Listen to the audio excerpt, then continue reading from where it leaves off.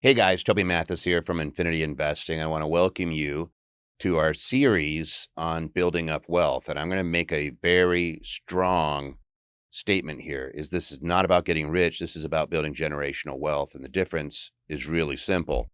Rich is temporary. Rich is going out and buying a bigger house, getting a nicer car. Wealth is something you can't get rid of. And in wealth, we think on an infinite timeline, at least 200, 300 years in the future, as to where you want your estate to be. It's a little uncomfortable for people sometimes. But when you do it, what you'll see is the here and now, you end up doing far better than the folks that are greedy looking to get rich.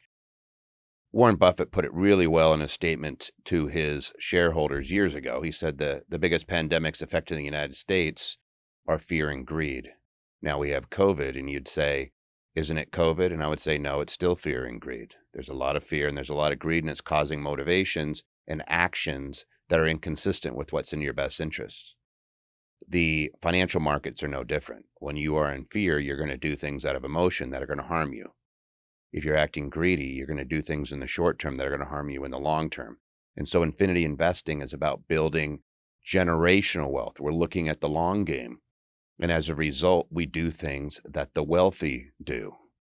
We don't care about somebody who's just trying to make an extra few $1,000, maybe $1 million, maybe 10 million, because we don't know what that really equates to. What we look at is say, can you create a cash flow machine that produces income, whether you're sleeping, whether you're on vacation, or whether you're working all the time, 24/7?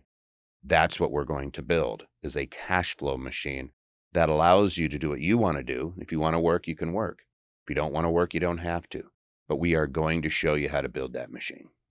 All right, we're going to start off going over a bunch of questions that we've received. I mean, I've been doing this for more than 20 years. I'm a tax attorney by trade. I get to see when somebody is BSing you, for lack of a better word, because I get to see their tax returns. We do almost 10,000 tax returns a year for investors, successful investors, great investors, real estate, stock, you name it. I'm not a personal tax person. We look at only investors. And so we're working with people and we're seeing how they're generating their income. So I know who's full of it and who's being real, and also who can overcome things like 9/11, black swan events like the pandemic, the Great Recession, all these things. Certain people continued to make money no matter what was going on, and some people got hammered. I'm going to show you how not to become one of that category that gets hammered. I will show you how to generate wealth. So here's the first question. Toby, I'm looking at working from home. Where and how should I start? I see there are tons of options like freelancing and selling random internet things like shirts and cups. What's the best way? And so I'm just going to say, let's take this 10,000 foot view. We want to build wealth. In order to build wealth, you're going to have to work, right?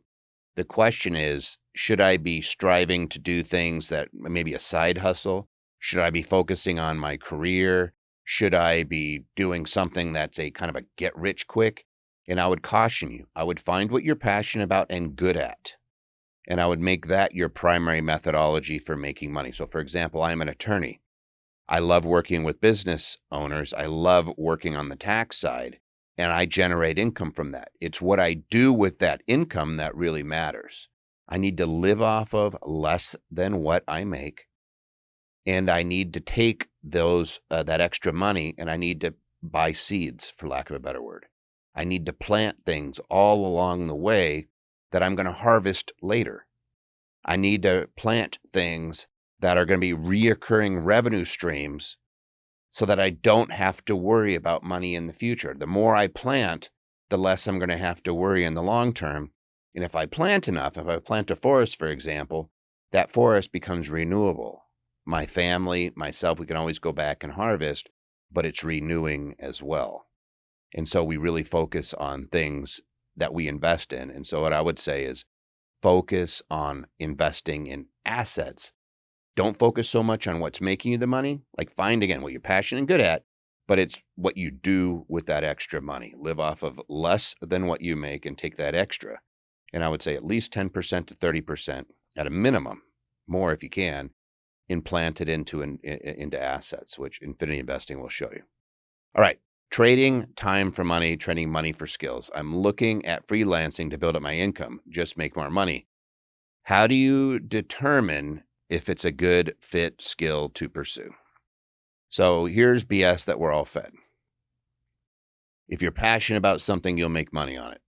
And I'm just going to put a caveat. You could be really passionate about something. And we've seen people like on American Idol, if you've ever watched where they're going up there and they're auditioning, and somebody will say, I love to sing. My mom says I'm really good. All my friends say I'm really good. And then they sing and you're like, oh my gosh, I think like the cats start screeching and the dogs start howling, right? Like they're absolutely horrible, but they love it. They're passionate, but nobody's told them the truth that they're not very good at it. I would add that little caveat. Find something that you're passionate about and good at. And that's what you'd make money at. And there's people that would pay you for it no matter what, whether it's freelancing, whether it's working on the side, getting a second job, third job. There's opportunities abounding right now if you're an employee. It's literally like it's that market. And then take that extra money that you make and make sure you're planting it into things that are generating income for an infinite period of time. Buy assets, which Infinity Investing can certainly help you with. All right. What are my odds of success chasing quick cash businesses online? I would say your odds are about 3%. I don't see too many people successful. You have everybody and their mother pitching it. Oh, this is the next great way to make money. And here's a hint.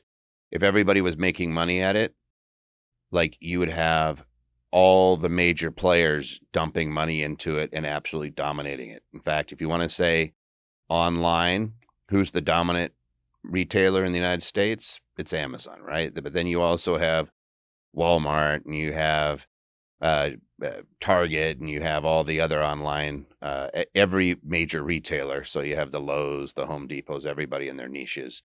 But as far as what are your chances of success going in there with millions of other people trying to do the same thing, I'd say it's slim. So what I would be focusing on probably more is what you are good at doing and what you care about doing. If you want to learn the online business, I'm not going to say don't, but I would say marry it with something that you're good at.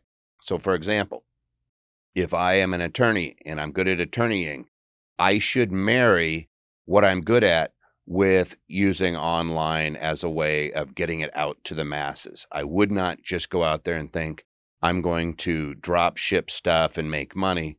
My experience, and I can just tell you my experience only over more than 2 decades, is that 95% of those people fail. Same thing in the stock market. We see all these people teaching you how to trade options all over the place, and you're going to be the next, great, Wall Street money machine person, 95% of those people fail. It doesn't mean you're going to fail. It just means that your chances are really, really, really low. And the easiest way to think of this is if I gave you a basketball and taught you how to dribble and then put you right out in front of LeBron James and said, take him on, you're going to get whooped, right? 99.9% of the time, but that's what they're doing in the stock market. You're not going to beat somebody who is passionate about it and good at it one-on-one. You're going to have to align yourself and find a way to make money along with that group or those individuals. So what I would focus on is find out what you're good at, what you're passionate about, and then consider marketing it online and developing it online. There's tons of opportunity out there for whatever your unique skill is. It's just getting it out to the public. And that's a great skill to learn. Absolutely. What should I consider before starting an online business? Right. Easiest things is again, do you have a revenue source? Do you have other income? Number one, is this going to be something that I have to make a living on? Because if you're going to have to make a living on it, you're going to have a different business plan than somebody who is just developing it to enhance something you might already be doing or that you're doing just because you love doing it. And the best example I can give you is the folks that are on YouTube or podcast, Joe Rogan, Cutie Pie, all these folks that are out there monetizing their notoriety. And everybody says, I want to do what they're doing. Well, Joe Rogan has 1,600 podcasts. It was not an overnight success. He did it over and over and over again. Cutie Pie had thousands of posts before taking off. You look at these folks and everybody always says, oh, I want to do what they're doing. Oh, I want to be somebody that everybody follows and all this stuff. 99% of the time, they developed a foundation and then they raised that foundation through marketing online. And so what I would say is before I'm considering, I'd say, what are you passionate about? What are you good at? And then integrate that in with whatever online business you're going to do. But keeping in mind that that is still working no matter what. Even Joe Rogan, he's not making money if he's not doing more podcasts, right? Like maybe he has a contract where there's some guarantees. He might be breaching it. But like there's a certain point where you need to be able to say, I want to go to Tahiti for a month, or I want to be able to go on vacation. I want to retire. And that requires that you buy into passive income sources that are going to pay you whether you're sleeping, working, or not. So you could still do the online. It's what you do with that revenue. Are there any business models, trends that you like right now? Anything that stands out?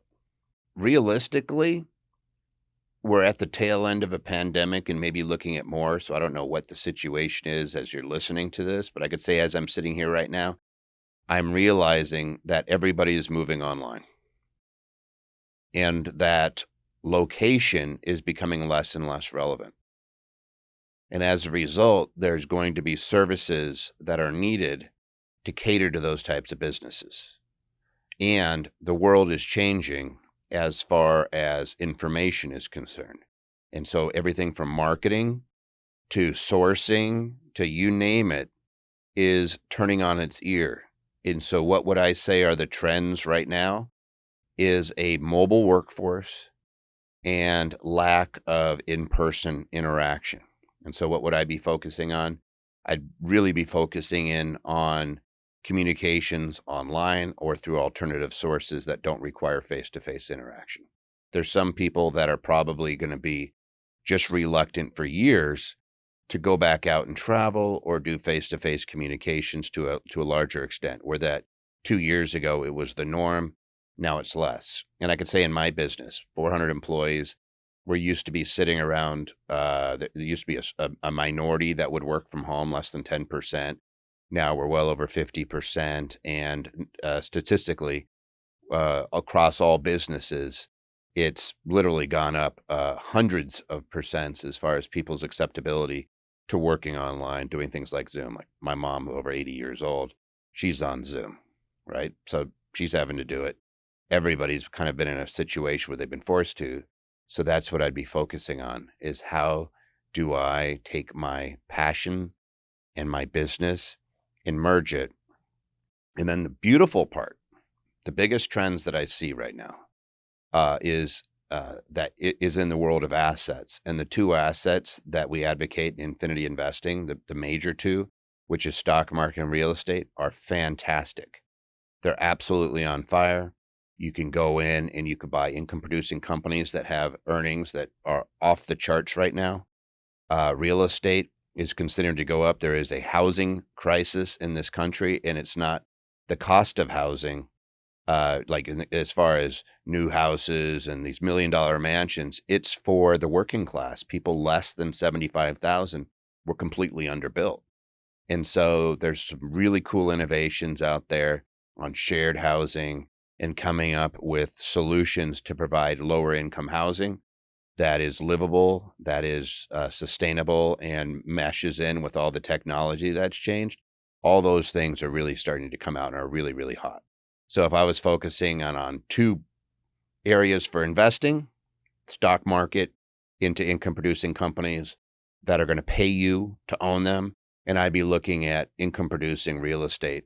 If I'm looking at active businesses, I'd be looking at merging whatever I'm doing with an online presence. So whatever you used to do in person, see if there's an appetite for it to merge online.